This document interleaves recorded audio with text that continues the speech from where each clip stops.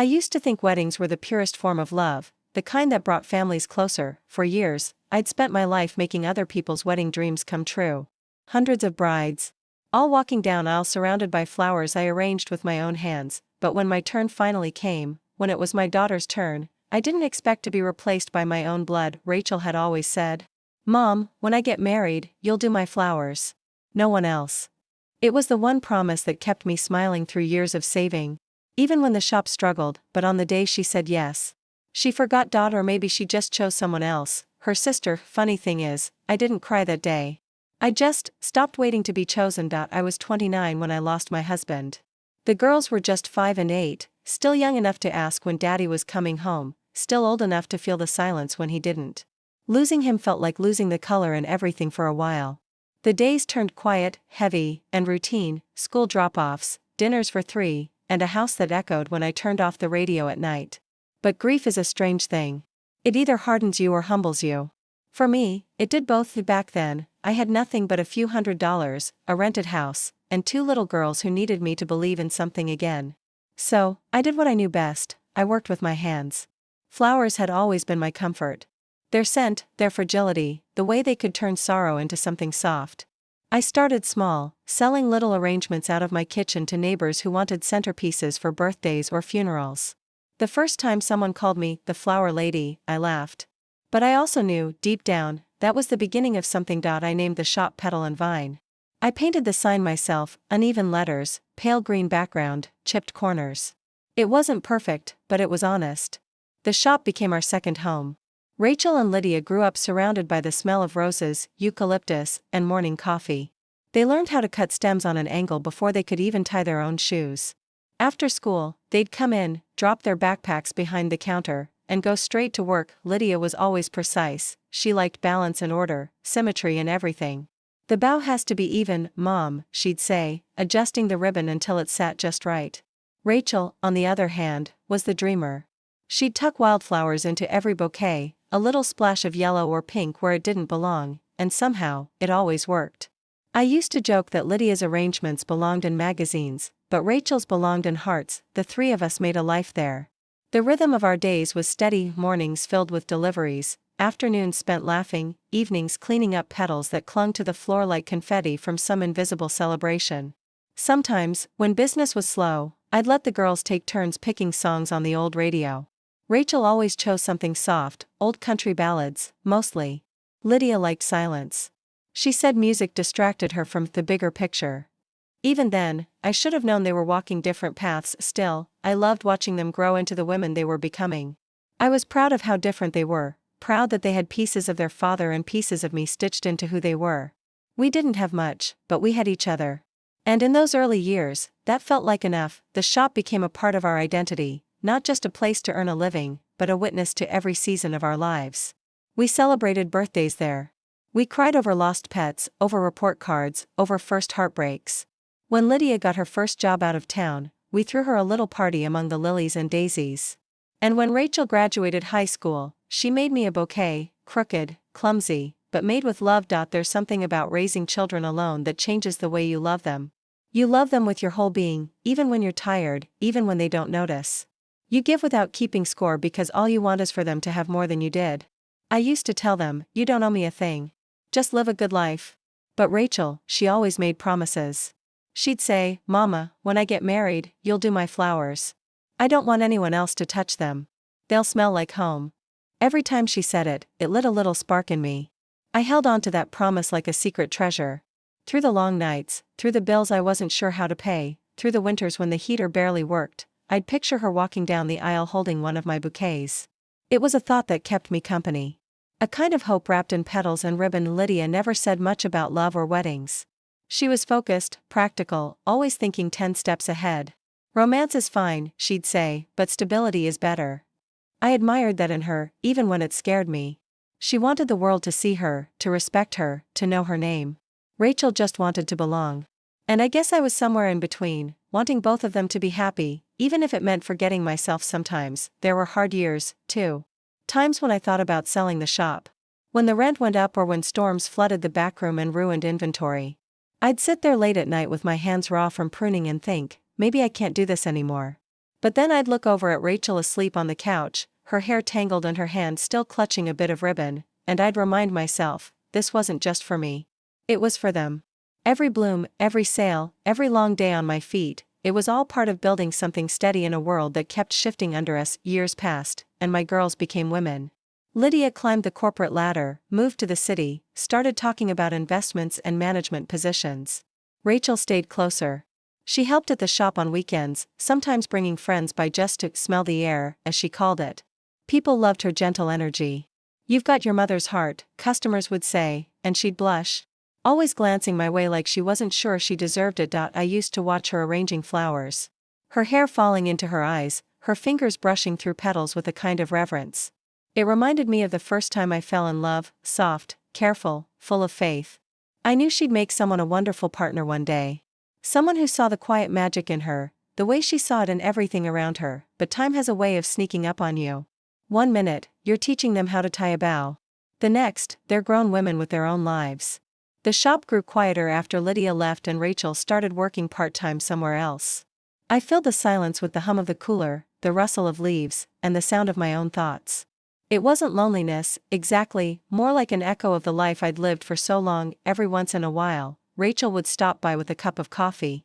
She'd sit at the counter, swing her legs, and talk about her life, the new job, the guy she'd been seeing.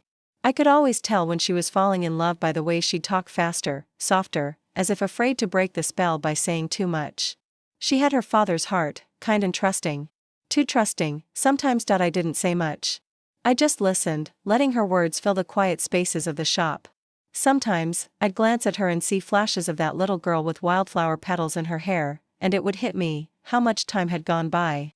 How many weddings I'd made flowers for, and how many times I'd imagined her standing among them. Lydia would call occasionally, always busy, always rushing. "You need to modernize, Mom," she'd say. "Online orders, digital payments, social media presence." I'd nod and tell her I'd think about it, though I never really wanted to. I didn't open the shop to chase trends. I opened it because it gave me peace. But Lydia never understood that peace wasn't something you could measure. There's a photo on my shop wall, me, Rachel, and Lydia standing together at the front counter. It's old, faded now. Rachel's smile is wide, her hand clutching a bouquet of daisies. Lydia's more reserved, her smile small but sure. And I'm right between them, hands on their shoulders, believing that no matter how far they went, we'd always have this, the flowers, the laughter. The love that grew between us like vines around a trellis. I look at that picture sometimes when the light hits just right. And for a moment, I can almost feel it again, the certainty. The faith that I raised them right. That they'd carry those roots with them, no matter where life took them. And back then, I didn't know that love can bloom and still drift apart. That promises, no matter how sweetly spoken, can wither like petals left in too much sun. If I had known, maybe I would have held on a little looser, but on most days, I'm glad I didn't, because when I close my eyes and think of my daughters, I don't see what came later. I see them here, in the soft light of the shop. Their laughter echoing off the walls, their hands tangled in ribbons and roses. The air thick with the scent of home. That's the memory I keep, the one untouched by time or disappointment, and maybe that's what being a mother really is. Loving the parts that don't last, and finding peace in the ones that do. When I think about those days now, I can still smell the lilacs from the spring we first opened. I can still hear Rachel humming softly, see Lydia lining up stems in perfect order. It's funny how those little details stick. Even after everything else fades, that was the foundation of my life, the roots of love that held us together. I just didn't know that someday, those same roots would pull us apart. It was a Tuesday evening when Rachel called me. I remember because I was closing up the shop, sweeping petals off the floor, and thinking about how quiet things had been lately. The phone rang, and her voice came through soft but trembling, the kind of sound that made me stop everything. "Mama," she said, drawing out the word the way she did when she was nervous or excited. "He proposed." For a moment, I didn't even breathe. Then it hit me, my baby girl was getting married. I felt my chest tighten, and before I knew it, I was laughing and crying all at once, standing there in the middle of my flower shop with the broom still in my hand. I asked all the usual questions, where, when, how, but the truth is, I didn't care about any of the details right then. All I could think about was her happiness. She'd found love, and after all the heartbreaks and quiet tears she'd hidden behind those soft smiles, she finally had her moment. That night, I sat at my kitchen table long after the call ended. I poured myself a cup of tea and pulled out an old sketchbook, the one I used to jot down bouquet ideas back when the shop was busy. I started doodling designs without even realizing it. Peonies, lilies, hydrangeas, Rachel's favorites. I sketched how her wedding bouquet might look: soft pinks, ivory whites. A few wild sprigs of baby's breath tucked in like whispers of memory. I still remember what she told me years ago: "Mama, when I get married, you'll do my flowers. No one else." I held on to that promise like it was scripture. It wasn't just about the flowers. It was about everything they meant: our bond, our years together. All the love that had bloomed between us through storms and seasons. Over the next few days, I filled my table with clippings and samples, different shades of ribbon, texture notes, even a few silk blooms I'd saved from the old supplier in Lancaster. They'd been sitting in a drawer for nearly a decade, waiting for something special. I thought, this is it. This is what they were waiting for. Rachel came by that weekend, glowing like sunlight. She wore a simple sweater, no makeup, but her smile lit up the room. I couldn't stop staring at her, my little girl, all grown up, ready to start her own story. I showed her the sketches. "These are just ideas," I said, pretending to sound casual. "You can tell me if you want to go more formal, or rustic, or..." She didn't even let me finish. She leaned over the table, eyes wide, and said, "Mama, they're perfect. Of course I want you to do them. Who else could?" And that was all I needed to hear. For the next few weeks, I lived in a kind of quiet happiness. I woke up early to work on arrangements, testing color combinations, researching suppliers. The shop felt alive again, buzzing with excitement. Every rose I trimmed, every petal I pinned, I imagined in her hands, walking down that aisle. Then, one afternoon, Lydia came by. She looked beautiful, she always did, polished, confident, dressed like she belonged on the cover of a magazine. She hugged me, quick and perfunctory, then looked around the shop like she was assessing a business, not visiting her mother. "Rachel told me you're already planning things," she said with a half smile. "That's great, Mom. But I think we might need to streamline some of it." I laughed a little, not sure what she meant. "Streamline?" She nodded. "Yeah, just make it more modern. Less, sentimental." I wanted to say something, but I stopped myself. Lydia had always been that way, organized, efficient, the one with a plan for everything. I thought maybe she just wanted to help. A week later, she called to tell me she'd found a better venue. It wasn't the church Rachel had grown up attending, the one with the small white pews and the soft light through stained glass. It was a grand hall in the city, all marble floors and chandeliers. "More elegant," Lydia said. I bit my tongue. Then came the planner. "You'll love her, Mom," Rachel told me over coffee one morning. Lydia recommended her. "She's done tons of high-end weddings." I smiled, nodded, tried to mean it. But in my heart, I felt something shifting, small at first, like the air changing before a storm. Still, I kept planning the flowers. Rachel would stop by between appointments, and we'd talk about her dress, her hairstyle, her vows. She'd hug me on the way out and say, "I can't wait to see what you come up with, Mama." Those moments kept me going. Then, slowly, the calls started coming less often. Lydia took over most of the coordination. I'd hear about updates secondhand, new menus, new colors, new decisions. When I offered to help, I was told, "Oh, it's all handled, Mom. Don't worry." I tried not to take it personally. I told myself it was just how weddings go: too many cooks in the kitchen, too many details to juggle. I reminded myself that it wasn't about me. It was about Rachel. About her happiness. One night, as I was closing up the shop, I caught sight of the old ribbons I'd been saving for her bouquet, soft ivory silk, still wrapped in the original packaging. I ran my fingers over them, and a memory came rushing back. Rachel was 10 years old, sitting on the counter, watching me tie a bow for a wedding arrangement. "Mama," she'd said, "your hands make everything look like love." And now, years later, those same hands felt still. Unsure. The next morning, I got a call from Rachel. Her voice was bright, almost too bright. "Mama, I need to tell you something before you hear it from Lydia." My stomach sank. "What is it, sweetheart?" A pause. Then, softly, "We've decided Lydia will handle the flowers. She has a contact who can do it cheaper, and, well, she said it would take some pressure off you." I didn't speak right away. I could hear the nervousness in her voice, the way she tried to sound cheerful, to cushion the blow. "Pressure off me," I repeated, smiling to myself even though she couldn't see. "That's thoughtful." "Mama, I still want your opinion," she said quickly. "You'll be part of it. I promise." I thanked her, told her I understood, and ended the call. Then I just sat there in the quiet. The clock ticked. The wind brushed against the window. The shop suddenly felt too big, too empty. I walked to the back room and opened the cabinet where I kept the good shears, the ones I used for weddings, special occasions. I picked them up, turned them in my hand, then set them down again. I don't know how long I stood there. Maybe 10 minutes. Maybe an hour. All I remember is thinking, so this is how it happens. Not with a fight. Not with anger. Just small shifts, one decision at a time, until you find yourself watching from the sidelines of your own life. That night, I made tea and sat on the porch. The garden outside was blooming, wild roses, lilies, lavender swaying gently in the breeze. The same flowers Rachel had grown up around. I wondered if she remembered their scent. I tried not to be angry. I told myself that love isn't about being needed. It's about giving freely, even when it hurts. Maybe Lydia really did find a better deal. Maybe Rachel thought she was helping me rest, but deep down, I knew it wasn't about money or convenience. It was about space, the kind of space that grows between people when one starts to move on and the other stays rooted. I stayed up late that night, flipping through old photo albums. Pictures of the shop, of the girls, of birthdays and Christmas mornings. There was one photo I lingered on, Rachel at 12, holding a bouquet she'd made all by herself.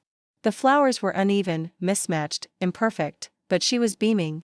Proud. She'd written on the back in her messy handwriting, "For Mama. When I get married, you'll make mine too." I traced the letters with my finger. The ink had faded, but the words still held weight. Sometimes, promises don't break all at once. They fade quietly, like petals losing color in the sun.so. I sat there until the tea went cold, listening to the crickets, watching the sky darken, and even though my heart ached, I whispered to myself what I've always told my daughters: love isn't about control. It's about letting go when the time comes. Still, I couldn't help but wonder if, this time, letting go meant losing something I'd never get back. When I finally turned off the lights and went to bed, the shop outside was silent. But somewhere deep inside me, a small, tender part, the one that had waited years to make her bouquet, began to wilt quietly. Without a sound, the phone call was quiet in a way that made the shop sound louder than it had any right to be. Rachel's voice came through, small and careful, the kind of voice someone uses when they're trying to hold a fragile thing without crushing it. "Mom," she began, and the word was gentle enough to make my heart fold in on itself. "I just wanted to tell you before you hear it from Lydia," she said. Lydia found someone who can do the flowers. She says she can get a better package, and it'll take some of the pressure off you." There was a clatter of dishes in the background and then a silence, like someone had pressed pause on the world. I felt the broom in my hand go a little heavy, the coarse bristles catching at the rug as if it, too, had noticed a change in the room. For a sliver of a second I looked at the old ribbons on the shelf. The ones I'd been saving, the silk tucked away like a secret hope. And I thought of Rachel at 10, tying a ribbon around a dandelion and telling me in all seriousness that when she married, she'd have my flowers. "Pressure off you," I repeated. I said it like I was marking time, naming a weather pattern so I could tell someone later what had come and gone. "That's thoughtful, darling. I want you to help choose things," she hurried on. "I still want your opinion, Mom. I don't want you to feel left out." There was the hopeful note, soft and a little afraid, that mothers are born to hear and try not to read too much into. I told her I understood. I said it because I did, in the way you understand a gust of wind or a passing cloud. You cannot stop it, but you can watch how it moves across the sky. I told her to be happy, to rest, to enjoy the planning. We said we loved each other, the way we always did, and we hung up. Afterward, the shop felt like a house in winter, familiar rooms, but with the warmth turned down. I wandered between buckets of blooms as if I were moving through memories, each bucket a different season. The roses smelled faintly of sugar and old letters. The peonies were heavy and quiet in their buckets, like sleep caught in blossom.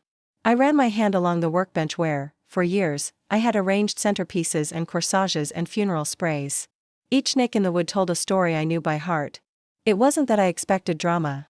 I have never been good at drama. My life has been made of small, steady things, tying a bow until the ribbon sat just so, choosing the right green to make white flowers sing, listening longer than necessary because sometimes people need an audience more than advice. But betrayal is a small, patient thing too.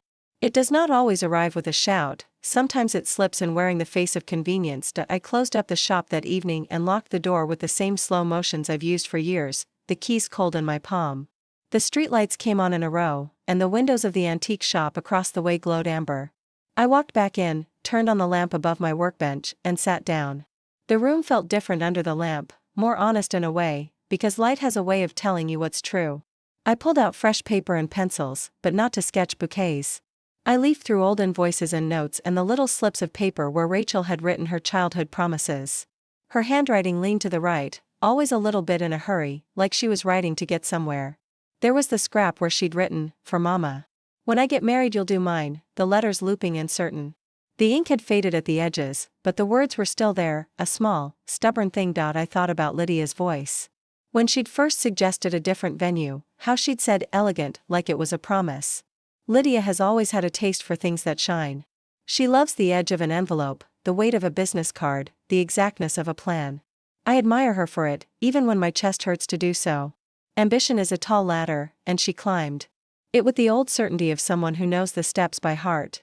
That night, I stayed long after the lamp had gone soft. I worked slowly, methodically, as if the motion might stitch up the small part of me that had begun to fray. I selected roses with petals as white as unspoken apologies, stems long and pure. I trimmed their leaves with the shears I'd used to cut more wedding bouquets than I could count. My hands did not tremble. They moved with the old, trusted rhythm. I did not make anything for a client. No photograph would immortalize this arrangement. No one would see it apart from me. I worked for the sake of work, because hands have a way of making sense when the mind will not. I tied a simple ribbon, ivory, not the silk I'd been saving, because some things are better in their plainness. I filled a small vase and placed the bouquet where I could see it from the counter, like a quiet sentinel. It was a simple bouquet, white roses, a little sprig of lavender for scent, and a few leaves of eucalyptus for strength. There was nothing showy about it. It had no extravagant fillers or trending impossibilities. It smelled like the work I had always loved, clean, honest, the kind of scent that anchors you to the present. I arranged the petals until each one sat where it wanted to rest, and when I stepped back, I felt something loosen in me. Not everything, grief and disappointment have a way of layering, but enough for the night to be bearable. I kept the shop open the next morning like I always do. There are routines that will not bend to sorrow, the bell over the door that chimes when someone comes in, the little notepad where customers leave notes, the heater that sounds like a relieved animal when it kicks on. A young woman came in looking nervous and hopeful. She was planning her own small wedding and asked if I might help with a centerpiece for 50 guests. We talked for hours about color and mood and how to make the room warm without making it loud. When she left, she hugged me. "You make things feel like home," she said. "You're not the first to say that," I told her, and meant it in the best way. There is a strange comfort in being recognized for the small kindnesses you show to strangers. It reminds you that your work still matters, that your hands still know what to do. But that evening, as I swept the floor and put away the last bottles of water, I found my eyes returning to the vase on the counter. The roses had opened a little more, petals softening into something gentle. I touched one with my fingertip and felt the faintest tremble of life. For the first time in days, I allowed myself to feel something that wasn't a knot in my throat. It was simple and not at all theatrical, a feeling of forgiveness shaped like a bloom. There is a kind of forgiveness that demands applause. It is loud and dramatic and often hinges on the other person's contrition. I have seen it in novels and on screens, and I have had neighbors who measure their worth by making a scene. But the forgiveness I found that night was quieter. It had nothing to do with the person who hurt me and everything to do with who I wanted to be as I moved forward. It did not absolve or forget. It simply refused to let bitterness root itself where my heart lived. I thought of Rachel as she grew into the woman she was becoming, the way she looked at flowers as if they were private conversations, the way she tucked a stray bloom behind her ear and walked out into the world believing it made her braver. I thought of Lydia, how she had always wanted to save me the trouble of worrying, perhaps not understanding that I was not bothered by the workload as much as by the loss of place. They had both been wonderful in their ways, and both were moving through life in ways that made sense to them. The next morning, I wrapped the white roses carefully in tissue and placed them in the shop window where, if anyone happened to glance in, they might see a simple statement: sometimes you make things for yourself, not to display, but to remember how to make peace. People passed by without noticing, a delivery truck rumbled by, and the baker 2 doors down waved. Life continued to happen around the little shop, indifferent and merciful in equal measure. Days turned into a rhythm again, customers, orders. The hum of the cooler, the satisfaction of a well-tied bow. The wedding approached. Invitations were sent. My name was not mentioned in any of the public notes about who was bringing anything. Lydia's planner made sweeping decisions, and there were photographs of tastefully arranged mock-ups on social media that I scrolled past with a strange mix of curiosity and distance. I did not call and demand a place. I did not stage a scene. I made coffee in the mornings and arranged flowers for who came to my door. Sometimes, when the ache returned, I would walk out to the back garden. I'd stand between the lavender and the roses and inhale until the scent filled me with something like memory. I learned to let the ache sit beside me like a patient companion. It did not have to be confessed. It only needed to be acknowledged. The bouquet remained on the counter, a small, deliberate act of defiance and care all at once. It reminded me that I could still make something beautiful for myself. That I could be the one to plant seeds not for applause but for my own quiet nourishment. And when the day came and people snapped photographs of a different set of flowers in a different hall, the sight of that bouquet did not make me smaller. It made me whole in a way I had not expected. I am not above feeling hurt. I am not immune to the sting of being sidelined. But there is a steady, stubborn grace that grows when you choose to keep living by the things that feed you, by the soil under your nails, by the shape of a well-tied ribbon, by the smell of roses on an ordinary afternoon. That night in the shop, with the lamp casting a gentle circle of light around my quiet work, I arranged white roses and found, in their unassuming beauty, a forgiveness that did not require an audience. I woke earlier than I meant to that morning. The sort of early where the world feels soft and undecided. I'd ironed the blue dress the night before, the one Lydia called ageless, when she first saw it on a rack at a thrift shop, and it hung on the bedroom door like a promise I wanted to keep. I pinned a small brooch to the collar, the one my husband gave me the year we planted the first rosebush in our yard. It fit in my palm the way a good memory does, familiar, solid, warming my fingers. The drive to the venue was quiet. The town still wore its hum of routine, a delivery truck rattling past, the bakery window fogged with steam, a dog barking somewhere beyond a hedgerow. I arrived early, the way I always do, because arriving early means you have a little more time to breathe. The hall itself was lovely, marble floors, high ceilings, chandeliers that caught the light like scattered promises. Lydia would have approved. It was everything she loved, clean, bright, impressive.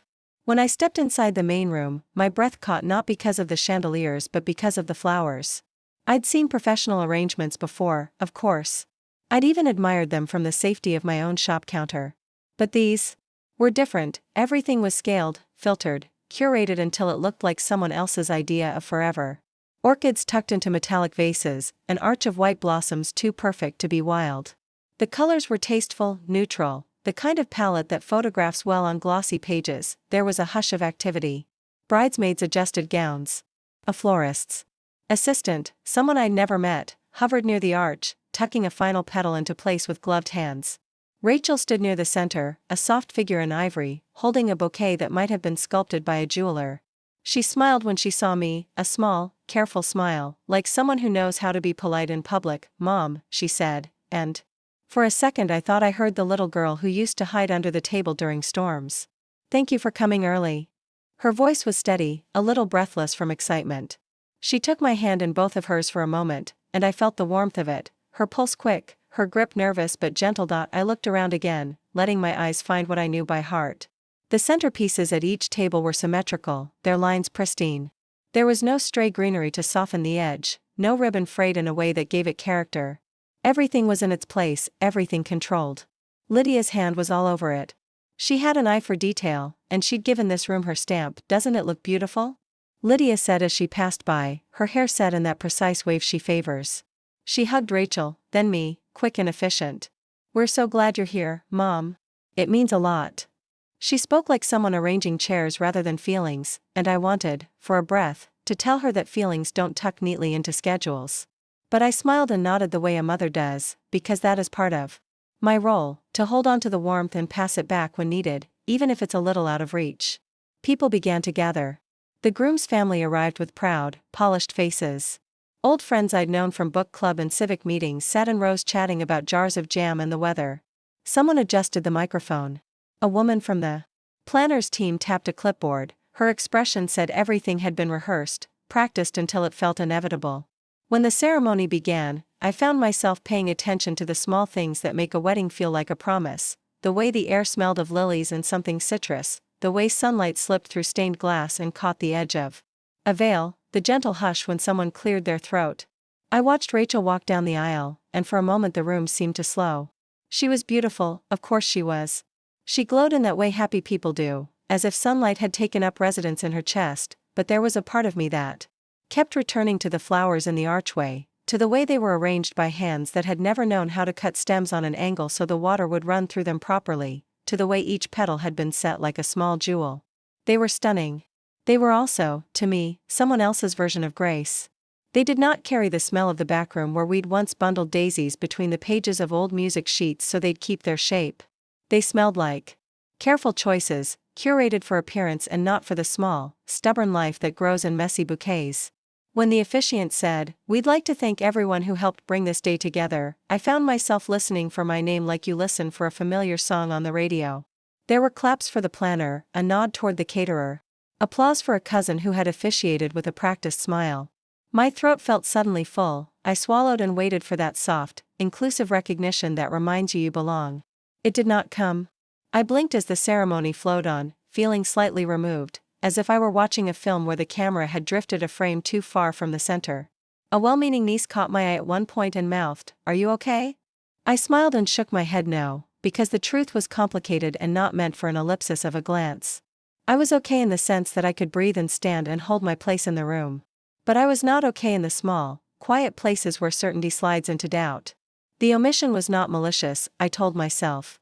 It was just omission, a failure of memory at the exact moment names are meant to be sewn together into history. Family photos came next. They ushered us into a line, a choreography of smiling faces and shoulders turned just so. A photographer barked gentle instructions, and people leaned in, laughing, making themselves small or grand as the moment demanded. I stood where they directed, a polite distance from the bride and groom, and waited to be called in for the close-ups. Instead, a hand, a brisk, efficient hand, touched my elbow and said, "Could you step aside for a few shots, please?" The tone was apologetic in the way that implies you are a temporary prop rather than a person. Something cold slid through me at that.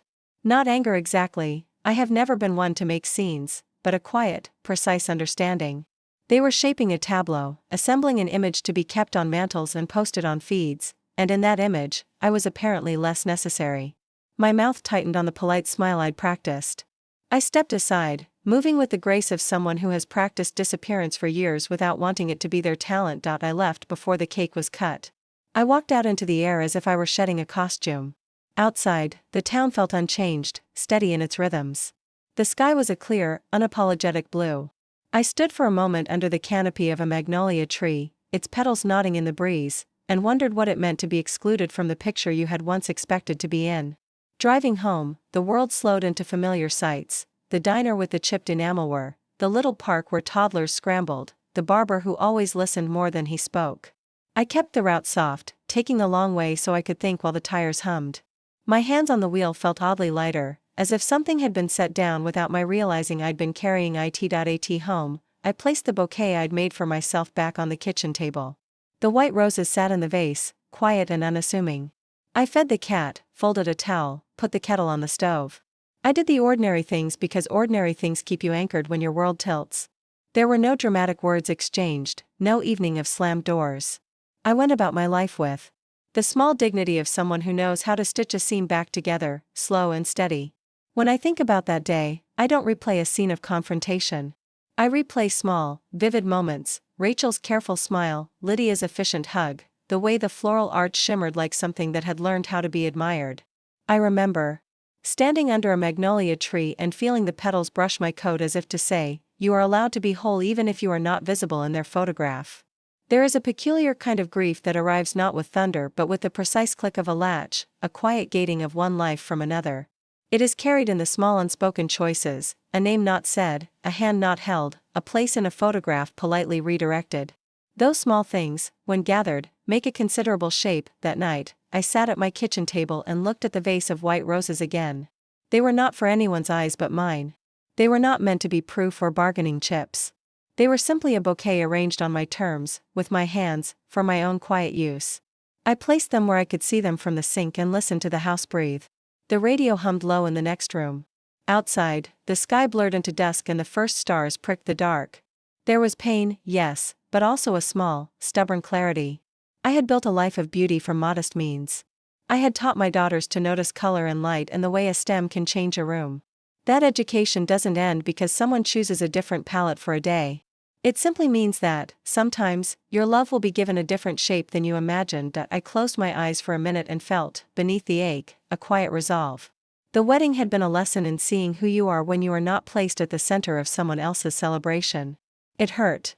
It also taught me that the center I need can be found in other places, in the garden, in a customer's grateful hug, in a handwritten note from a bride I'd never met. When the house finally settled and the kettle cooled, I made tea and sat with the light fading at the window. The next day would come with its routines and small mercies. The garden needed tending. The shop's cooler would need restocking. Someone would call needing peonies for a birthday. Life would carry on, as it always does, indifferent and kind. And in that carrying on, I felt the softest stirring of something that would, in time, become more than a scab over a wound. It was the slow, patient work of remaking a space for myself, not in defiance, not in spectacle, but by quietly choosing where to plant the next seed. After the wedding, the days seemed to fold into one another like the pages of an old book. There were no more invitations to open, no more planning lists to pore over, just the small, steady work that had always filled my hours. At first, I thought the silence would press on me like a weight, but it didn't. It settled like dust on a shelf, noticeable, yes, but not burdensome. I discovered, slowly, that quiet can be a kind of soft armor. My mornings began at the garden behind the shop. I'd make a pot of tea, slip into my boots, and push open the back gate.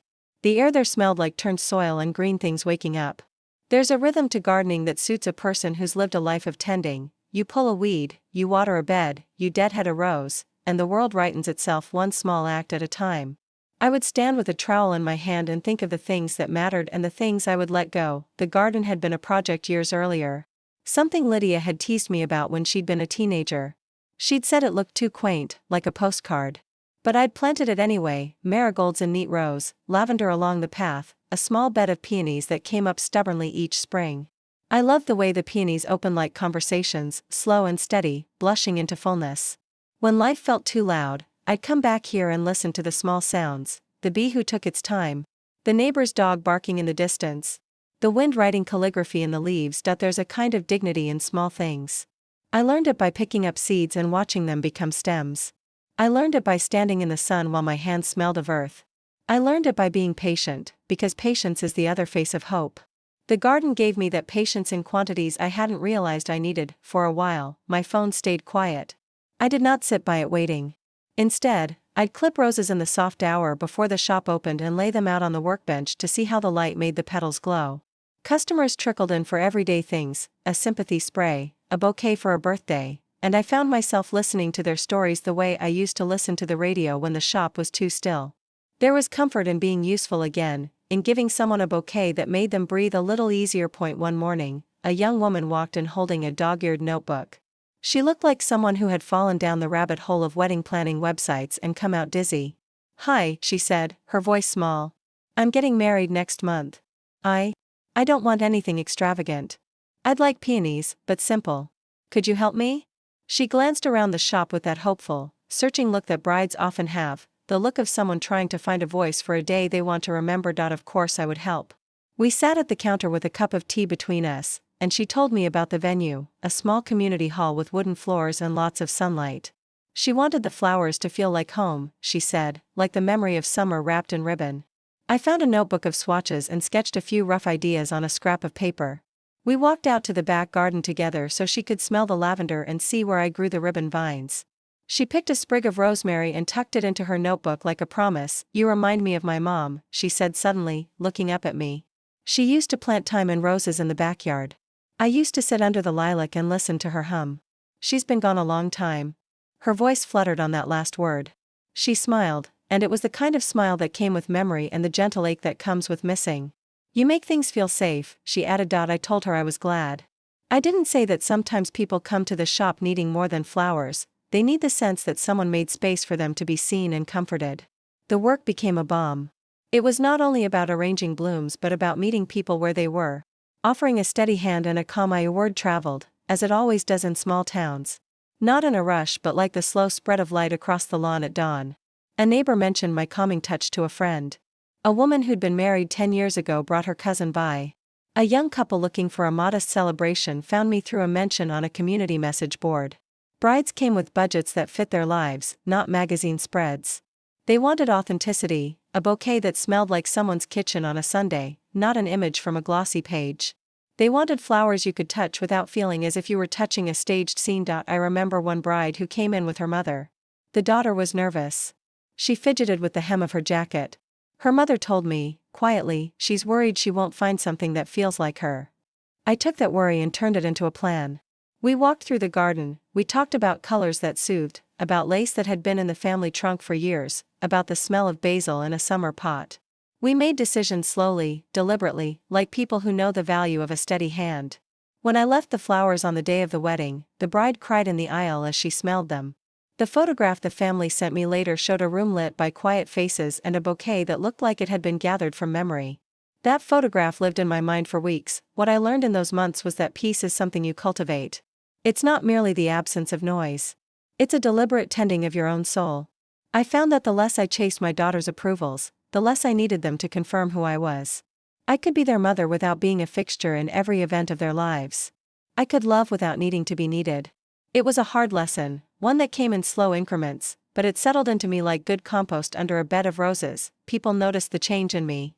Neighbors would say, "You seem different, Eleanor." Once when I delivered a centerpiece to the town library, the librarian hugged me and whispered, "There's something quiet about you now. It's like walking into a room after someone has lit candles." I took these small observations like pebbles and pocketed them. They were proof that I was growing in ways that didn't require spectacle. The garden itself began to reward the care I lavished on it. The marigolds bloomed in a managed frenzy, their orange heads bobbing like joyful exclamation points. The lavender sent up long purple fingers that exhaled scent whenever the heat of the day hit. I pruned the roses with the same tender attention I'd given to clients who wept in my doorway. The more I tended, the more the garden taught me about patience and resilience. When a storm came and flattened a bed of newly planted zinnias, I learned to replant without resentment. You cannot plant something new if you are still refusing to let the old have its place. I found friends in unexpected places, a man who mowed the church lawn and who had once been a mechanic. A woman who taught watercolor classes and who brought me a jar of honey each fall. We swapped stories across fences, and those conversations, simple and real, stitched a quiet community around my life. My daughter's absence at certain events stopped feeling like an indictment and more like the shape of their lives rearranging. They were characters in a story I had helped start. They were not the whole of it. On an ordinary afternoon, standing with my hands in the soil, I realized that the garden had become more than a place to grow roses. It had become a map of myself, a place where I could see what I had planted and what I had left to grow. It held my small acts of care and the proof that I could still make things that mattered.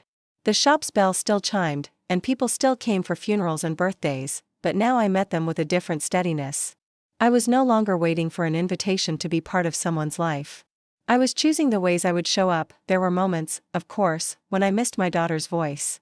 The ache would come in the quiet nights when the house grew very still and my cat curled against my feet. I would pick up an old recipe book or sift through a box of ribbons and think, briefly, about what might have been. But the morning was gentler now. It had softened into a recognition that some loves reshape rather than vanish. They change their forms, like vines that climb new walls. One evening in late August, as the sun leaned low and the garden glowed with that gold only summer can make, Rachel appeared at the shop door. She was standing there with a small bunch of wilted flowers in her hands, and when she saw me, something in her face shifted. For a moment, I felt all the years widen and then close again like a tide. She didn't speak at first. She just looked at the garden, then at me, as if deciding how to begin. I set down my trowel and wiped my hands on my apron. The air around us was full of the lavender scent mingled with the faint sugar of ripening tomatoes from the neighbor's patch. It felt like the right moment for whatever was coming next, the next small chapter, the next folding of our lives. The knock at the shop door was the kind that made the bell sing a little softer than usual, tentative, as if the knocker were worried it might wake the whole street. I was pruning a rose when I heard it, dirt under my nails and the sun warming the back of my neck. For a breath I hoped it was a delivery, something ordinary to steady the day. Then I saw Rachel standing there in the doorway, her hair pulled back. A small bunch of flowers in her hand that looked like they had been gathered more by accident than by design, stems bent, petals browning at the edges.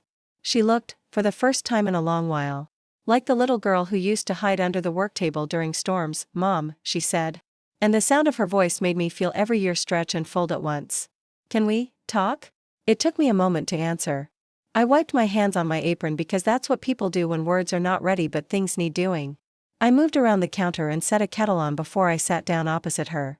The shop smelled of lavender and clipped stems and something else I couldn't name at first, the sense of a life that has both hold and release. She sat, folding her hands over the wilted bouquet. She made no show of it. There was no speech prepared, no long apology rehearsed like lines for a play. She looked at the flowers, then at me, and then her face opened in a way that was not entirely like crying but close. "It's over," she said simply. "The marriage. Lydia, she left town last month. I thought I could make it work. But I can't. I keep thinking about the wedding, and I keep thinking about you. And I don't know when things started to feel like they weren't mine." The ache that climbed my throat was not the sort that catches you unawares anymore. I had learned to recognize its shape. It wasn't surprise. It was the slow recognition that life has a way of rearranging people, sometimes gently, sometimes not. I reached for the tea steaming between us and gave her a small, steady smile. "Sit," I said. "Tell me about it." So she talked. Not in full sentences at first, but in fragments that made sense together like a half-finished garland. She spoke of late nights alone in a house that echoed, of conversations that petered out before they began, of the ways Lydia had grown into someone whose orbit no longer included her little sister's quiet joy. She spoke also, and this was the thing that made my heart both break and soften, of how she thought about me in the small empty moments, making coffee, the smell of roses, the way I hummed when I tied a knot, when she finally looked up at me. Her eyes were raw in a way I hadn't seen since she was a child and fell off her bike. "How did you forgive me?" she asked. It was not an accusation. It was a question born of grief and bewilderment. She needed to know where she stood in the story she had been a part of, and whether the chapter she'd worried might close had room for her still. I could have said 1,000 things. I could have told her about the nights I stayed up worrying, about the dreams I had of her walking down the aisle with my flowers in her hands. I could have named the exact slice of time the hurt took up in me and how often I had visited it. But none of those things would have been the peace she needed. Nor would they have been honest in the way she needed honesty, gentle, clear, unadorned. Instead, I stood up and walked around the counter. I went to the back of the shop where I keep the spare vases and the ribbon box, the small treasures you tuck away for when something true and tender needs to be marked. I chose something simple, a small vase that had once held chamomile for a customer who'd lost her husband. I picked soft pink carnations, their petals still holding color, and a short sprig of lavender from the garden. The carnations are not glamorous. They are common, dependable, the kind of bloom that does not pretend to be more than it is. I tied a narrow ribbon around the stems in a plain knot and carried the bouquet back to the table. I set it down in front of Rachel like it was a small answer. "These are for peace," I said. "For both of us." She looked at the flowers, at the way the carnations leaned into the light and the lavender rested like a small promise of scent. Then she looked at me, and whatever she'd been holding in the hollow of her chest broke with a sound that was all the sounds of a person finally letting go. She cried, not loudly, but in that slow, unbuttoning way where a body finds room to breathe again. I didn't take her pain from her. I sat there and let her have it, making tea, handing her a cup, listening to the small sounds she made. There was no sermon. There was no list of transgressions or a ledger of hurt. Forgiveness was not a performance. It was a turning toward, a hand extended without the need for the other to take it up perfectly. She sobbed until she had nothing left to give, and then she looked up with a face that had been spent and found its way back to something quieter. "How can you be so steady?" she asked between breaths. I thought of all the times I had stood in the shop and done the ordinary work despite the storms outside, wrapping stems, sweeping floors, answering the phone. So much steadiness is not heroism. It is habit. It is the muscle of choosing day after day to keep doing the small things that matter. "Because I had to be," I said softly. "Because you were small once and needed me to be, and because I learned along the way that being steady is a gift I can give myself, too." We sat in that shared quiet for a while. The light slanted across the table and turned the ribbon into a thin strip of gold. In the background, a customer came in and left with a birthday bouquet, the bell over the door chiming as if to remind us the world is always moving, whether you are ready or not. Rachel dried her face with the back of her hand, and when she spoke again it was with the slowness of someone asking for permission. "Will you come see me? Just to talk sometimes?" I put the palm of my hand gently on hers. My fingers felt the slight tremor left by crying. "Always," I said. "I will come when you ask." She smiled in a way that was both like the child who used to jump across puddles and like the woman who had learned, painfully, what sorts of things she can and cannot carry alone. There was an apology in the way she reached for the bouquet and held it like it was fragile and precious. "I'm sorry I let things go like that," she whispered. "I believed in things that weren't there, or I thought I could shape them if I held on harder." "You shaped what you could," I said. "You were brave in the ways you didn't recognize." There was no severing of the past. There was only a moving forward with new knowledge. Rachel went on to tell me about practical matters, how she was finding a small apartment closer to work, what arrangements she might need from the shop, who she might ask to help her on days when the weight of decisions felt too heavy. We planned small things with the precision of people who had learned to make plans gently, with room for grace. When she left, she hugged me for a long time. I could feel the rise and fall of her breath against my shoulder and knew that some pieces of us had been seamed back into place. The flowers she'd brought had been wilted, but the new bouquet, simple, unassuming, felt new in a way that did not demand attention. That evening, I walked out to the garden where the last of the light settled into the lavender like a soft blanket.